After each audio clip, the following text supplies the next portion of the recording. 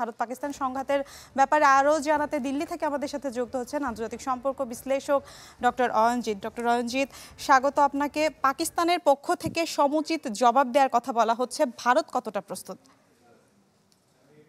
দেখুন, পাকিস্তানের তরফ থেকে সমুচিত জবাব যেটা দেওয়ার কথা বলা হচ্ছে সেটা কতটা কার্যকর, কারণ এরা বলে অনেক, করে কিছু নয়।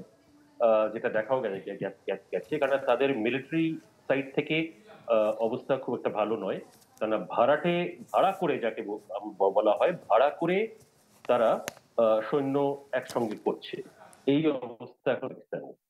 আর এই এদিক দিয়েও দেখতে হবে যে ভারতের দিক থেকে যদি আমি জিনিসটা দেখি, তাহলে একটা জিনিস পরিষ্কার: ভারতের তরফ থেকে এই যেটা অ্যাগ্রেশন করা হয়েছে, যেই টেররিস্ট ক্যাম্প গুলোকে ওড়ানো হয়েছে গতকাল রাত্রে, এটির জন্য ভারতীয় সরকার ভারতীয় সরকার ছাড়া ভারতীয় অল দ্য মানে যারা যেসব পলিটিক্যাল পার্টি আছে, সমস্ত রাজনৈতিক দলেরা একসঙ্গে হয়ে এটা ভারতের জন্য করেছে, এই নির্ণয়টা নিয়েছে। তারপরে মিলিটারির হাতে তুলে দিয়ে বলেছে, আপনারা যা ইচ্ছে করুন, মানে যেরকম করে করার সেটা করুন। এবং তারা গতকাল রাত্রে সেটা দেখিয়ে দিচ্ছে।